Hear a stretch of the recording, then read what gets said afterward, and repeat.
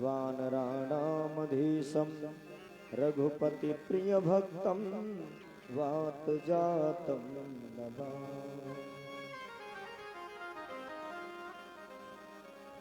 जय जय श्री राधा रमण जय जय नवल किशोर जय गोपी चित चोर प्रभु जय जय माखन चोर। प्रेम से बोलिए माखन चोर भगवान की जय। कृष्ण कन्हैया लाल की जय। श्री रामचंद्र भगवान की जय। अनंत बनवंत हनुमंत लाल की जय। कालिका मैया की जय। श्री व्यास भगवान की जय। सुखदेव महाराज की जय। श्रीमद्भागवत महापुराण की जय। जय जय श्री राधे श्याम।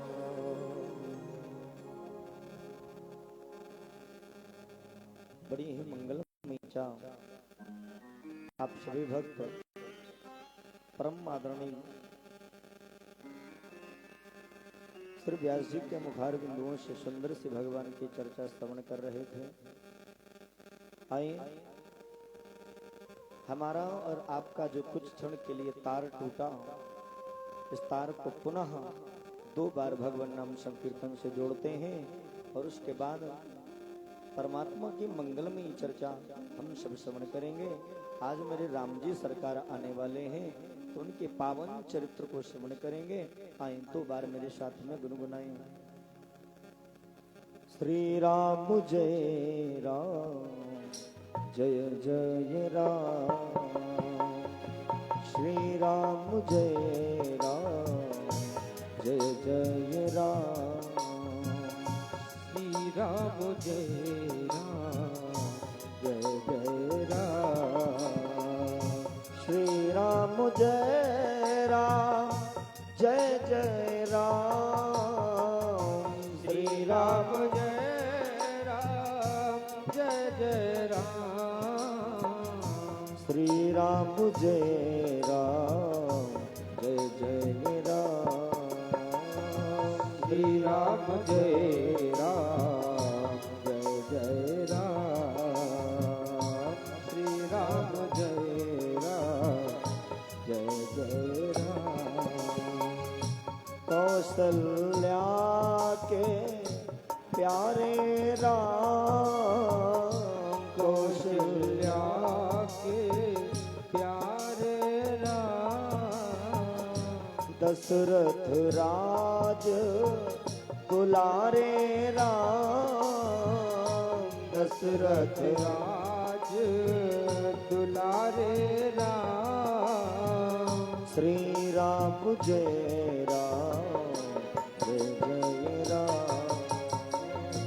श्री राम जय राम जय जय राम। श्री राम जय राम जय जय राम। श्री राम जय राम जय जय राम। बोलो श्री राम जय राम जय जय राम। बोली रामचंद्र भगवान की जय।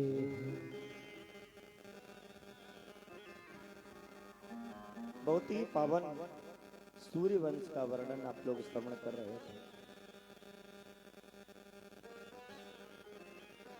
कल की वेला में हम सभी भक्तों ने भगवान की परम मंगलमयी दिव्य गाथा श्रवण करी। कल मंगलाचरण पर हम लोगों ने श्रवण किया। प्रातः स्मरणीय गोस्वामी तुलसीदास बाबा जी ने श्री रामचरितमानस में कितना सुंदर मंगलाचरण किया है। बहुत ही प्यारा मंगलाचरण किया है। मंगलाचरण करने के बाद में बड़ी ही मंगलमयी वंदना कर रहे हैं। और सबसे पहले किसे प्रणाम करते हैं? बोले बंदम गुरु पद पद्म परागा सुरुचि सुबास सरस अनुरागा। सबसे पहले गुरुदेव भगवान के चरणों में वंदन करते हैं। क्योंकि चाहे कोई भी कार्य करो, अगर गुरुदेव भगवान की कृपा नहीं होगी ना भैया, तो कुछ भी होने वाला नहीं है। मैंने बताया था कि चिंतामणिर्लोक सुखम सुरद्रोह स्वर्ग संपदा प्रयच्छति ही गुरु प्रीतो वैकुंठम योगी दुर्लभम। चिंतामणि मिल जाने से भौतिक सुख, लौकिक सुख की प्राप्ति हो सकती है। कल्प वृक्ष के मिल जाने से स्वर्ग की संपदा मिल सकती है। लेकिन जब तक गुरुदेव भगवान की कृपा नहीं होगी, तब तक भगवान के साक्षात्कार होने वाले नहीं है, कोई काम बनने वाला नहीं है। इसलिए पहले वंदना कर रहे हैं गुरुदेव भगवान के चरणों में। और उसके बाद कहते हैं, देखिए गोस्वामी जी की सबसे बड़ी विशेषता तो यही है कि उन्होंने किसी को नहीं छोड़ा, चाहे वो जितना नीच से नीच पशु भी क्यों न हो, चाहे दुष्ट हो, चाहे संत हो।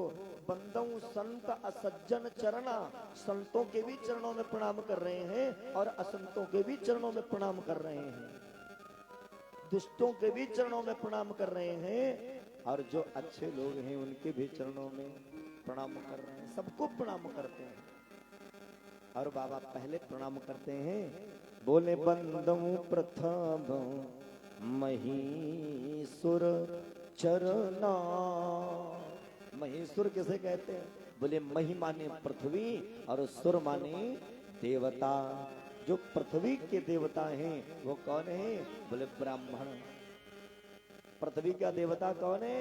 बोले ब्राह्मण देवता। देवाधीनम जगत सर्वम मंत्राधीनाश्च देवता ते मंत्रा ब्राह्मणाधीनम तस्मात् ब्राह्मण देवता। इसलिए ब्राह्मण देवता के चरणों में वंदन किया। और सबकी वंदना करने के बाद में अब हम लोग अपने चरित्र में प्रवेश करें, क्योंकि समय कम है और भगवान की कथा बड़ी आनंदित है। सब कुछ करने के बाद में भी गोस्वामी बाबा जी कहते हैं, देखिए भैया, जो मैं लिख रहा हूँ, जो मैंने राम जी के चरित्र की रचना करी, ये मैंने किसी के अंतःकरण की प्रसन्नता के लिए नहीं, किसी के मन की खुशी के लिए नहीं, किसी को प्रसन्न करने के लिए मैंने नहीं लिखा। ये जो मैं लिख रहा हूँ, जो राम चर्चा मैंने लिखी है, ये स्वांतः सुखाय तुलसी रघुनाथ गाथा, अपने सुख के लिए मैंने लिखा है। भाषा निबंध मति मंजुल मातनोती, भाषा बद्ध करब मैं सोई, मोरे मन प्रबोध जय हो। मैं अपने सुख के लिए लिख रहा हूं। अगर आपको अच्छा लगे तो आप पढ़ना, श्रवण करना, ना अच्छा लगे तो बिल्कुल भी मत पढ़ना, लेकिन इसमें तर्क मत करना। क्योंकि बाबा कहते हैं, कवि न हो नहीं चतुर कहावो, मति अनुरूप राम गुण गाओ। मैं अपने मति के अनुसार भगवान की लीला का गान करने जा रहा हूँ। अब ध्यान दें जरा, श्री रामचरितमानस में कितने कल्पों की कथा आई है? श्री रामचरितमानस में कितने कल्पों की कथा प्रातः स्मरणीय गोस्वामी बाबा जी ने गाई है? 4 कल्पों की कथा आई है। पहले कल्प में प्रताप, भान और अरिमर्दन नाम के जो राजा हुए हैं, वो रावण और कुंभकर्ण ब्राह्मणों के श्राप के कारण। दूसरे कल्प में जो कथा आई है, वो भगवान विष्णु के 2 द्वारपाल थे, जय और विजय, जिनको शनकादि ऋषियों ने दिया, जिनके श्राप के कारण वो रावण और कुंभकर्ण बने। तीसरे कल्प में आप जब नारद मोह की कथा को पढ़ेंगे तो रहे तहा 2 रुद्रगण। भगवान भोलेनाथ के 2 रुद्रगण थे, जिन्होंने नारद जी का उपहास उड़ाया। जब नारद जी ने भगवान से सुंदरता मांगी तो मेरे प्रभु ने नारद जी को बंदर का स्वरूप दे दिया। उस स्वरूप को देख देख करके भगवान भोलेनाथ के 2 गणों ने उपहास किया। तो उस समय नारद जी ने उन दोनों गणों को श्राप दिया, जाओ तुम दोनों राक्षस हो जाओ जा करके। एक कल्प में वह दोनों रावण और कुंभकर्ण हुए। और चौथे कल्प में जालंधर तेहि रावण भयो। वृंदा का पति जालंधर वो रावण हुआ। इन 4 कल्पों की कथा का गान किया बाबा ने, लेकिन जिस कल्प की कथा को लिखा है उस कल्प का नाम है स्वयंभुव मनुकल्प। मनुकल्प की चर्चा को बाबा ने गाया। भैया भगवान का अवतार कब होता है, प्रभु इस धरा के ऊपर कब आते हैं? बाबा मानस में लिखते हैं भगवान ऐसे ही नहीं आता है। जब ये पृथ्वी पाप से अत्यधिक बोझिल हो जाती है, कोई भी माता पिता का सम्मान नहीं करता है, संत ऋषि मुनियों का सम्मान नहीं होता है, मंदिरों में पूजा नहीं होती है, ब्राह्मणों का अपमान होने लगता है, वेद पुराण जलाए जाने लगते हैं, गौएं कटवाई जाने लगती हैं, तब भगवान अवतार लेता है।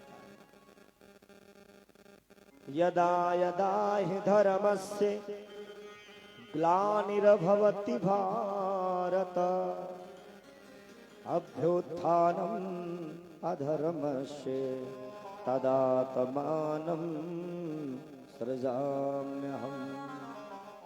जब जब होई धर्म की हानि, जब जब होई धर्म की हानि, बाढ़हि असुर अधम अभिमानी, बाढ़हि असुर अधम अभिमानी।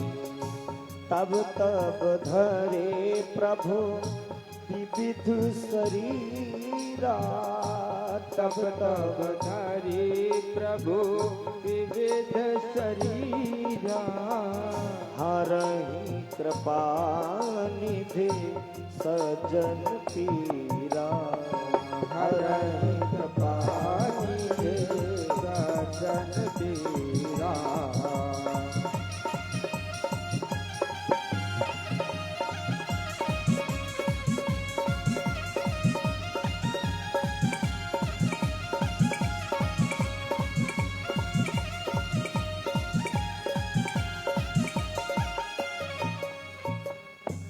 जब जब धर्म की हानि होती है,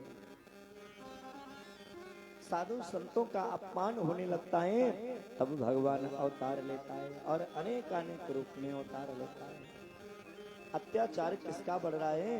बोले जो रावण और कुंभकर्ण हुए हैं, इन दोनों का बहुत बड़ा अत्याचार चला। रावण किसका पुत्र है? रावण के पिता का नाम है विश्वेश्वरवा और इसकी माता का नाम है कैकशी। रावण जब बड़ा हुआ तो रावण ने बहुत ही कठिन तपस्या करी है ब्रह्मा जी की। रावण, कुंभकर्ण और विभीषण तीनों भाइयों ने ब्रह्मा जी की बड़ी कठिन तपस्या करी।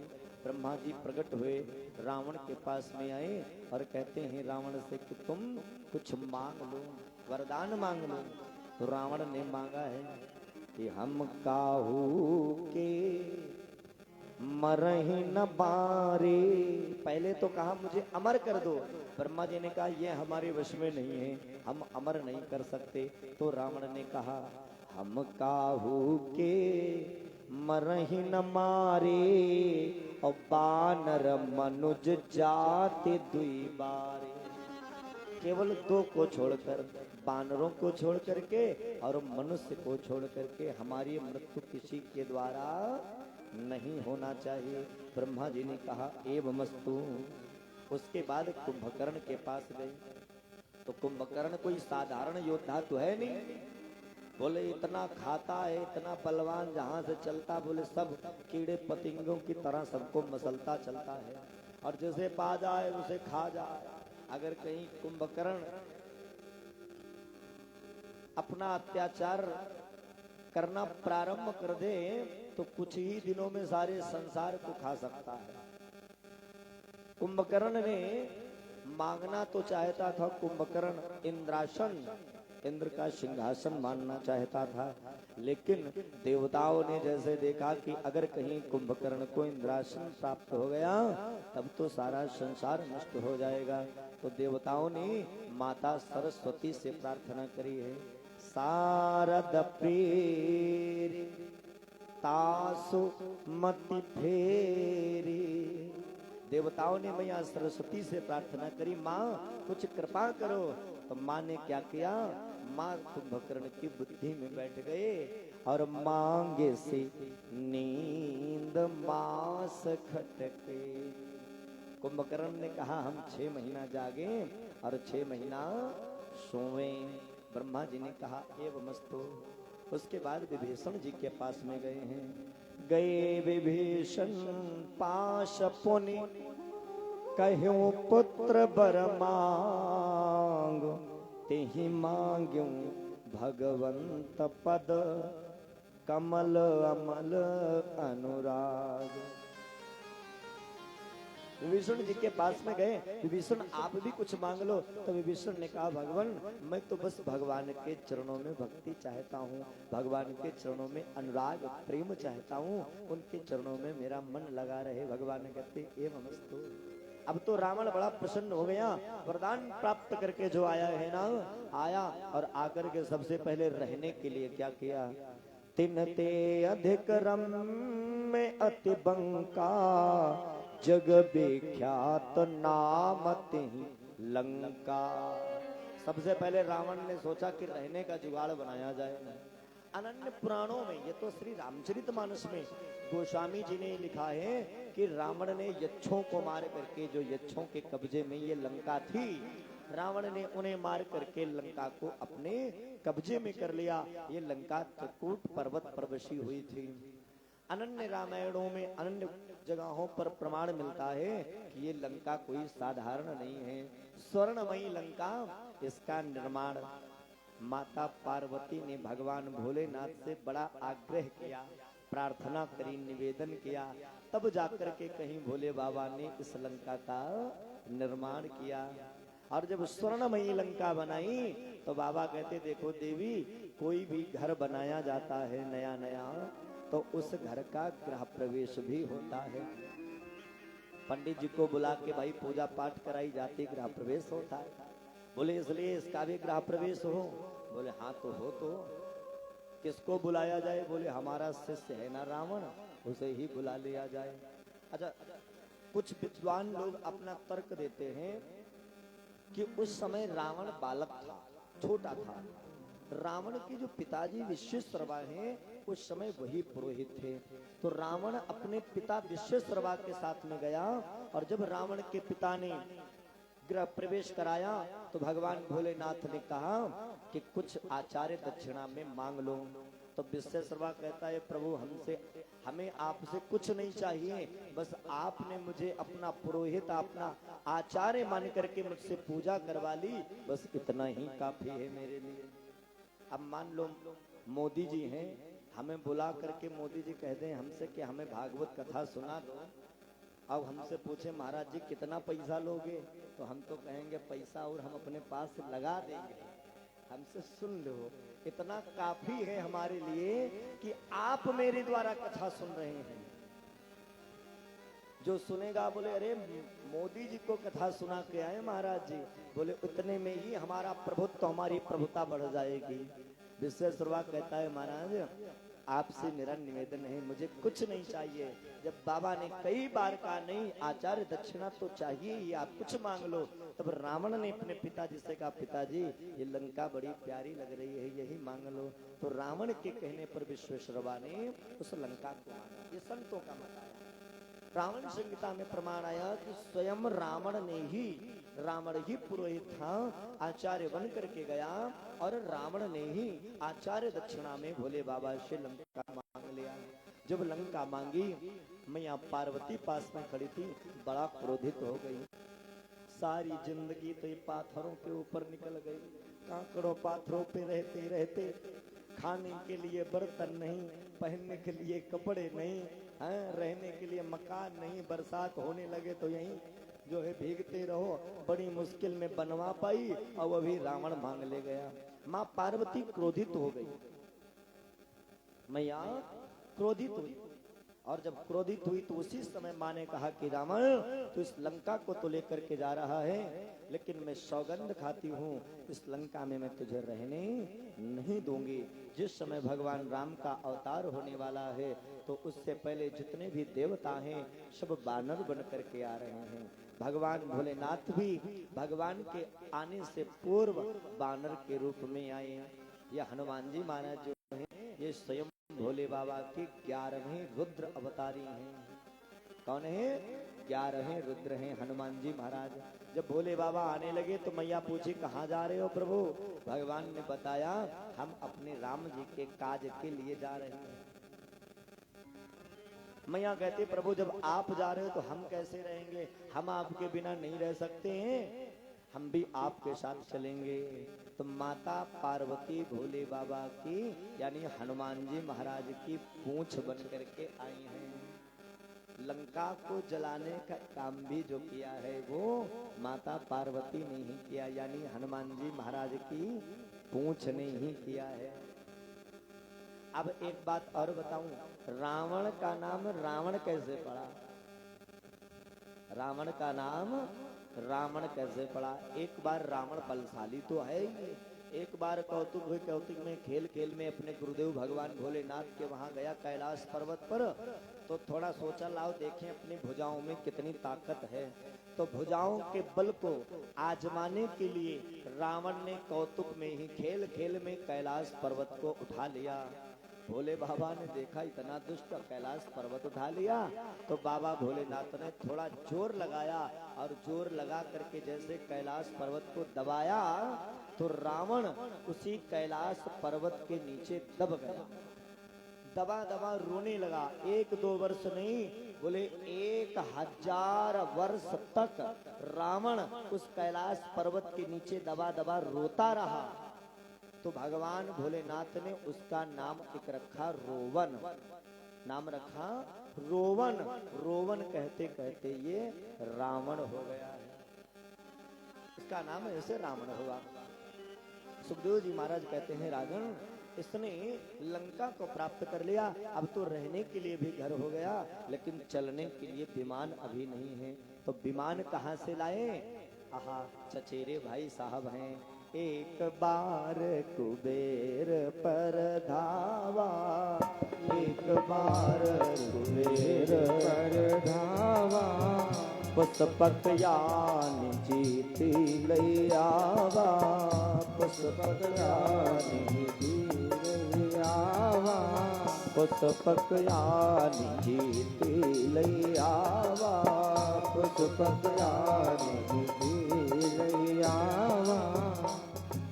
जो धन के कोषाध्यक्ष हैं श्री कुबेर जी भगवान, कुबेर के ऊपर रावण ने आक्रमण किया और आक्रमण करके कुबेर का पुष्पक विमान जीत लाया। अब तो बढ़िया पुष्पक विमान पर बैठने के लिए पुष्पक विमान भी हो गया रावण के पास में। सुखदेव जी महाराज कहते हैं राजन अब उसी दिन से रावण अपना अत्याचार बढ़ाने लगा है। रावण का ऐसा अत्याचार है, रावण के पास में ऐसी वैसी सेना नहीं। कुमुख अकंपन कुले सरद, भैया रावण के पास कैसे कैसे योद्धा हैं, बाबा मानस में लिख रहे हैं कि कुमुख अकंपन कुले सरद, धूम के तो अतिकाय, एक एक जग जीति सक ऐसे सुभट निकाय। रावण साधारण योद्धा नहीं, रावण के पास ऐसे ऐसे योद्धा हैं। कुमुख अकंपन कुल सरद धूम के तो अतिकाय, एक एक जग, जग माने संसार, एक एक संसार एक एक जग जीतने की क्षमता रखते एक एक योद्धा जो रावण के सेवक बने हैं।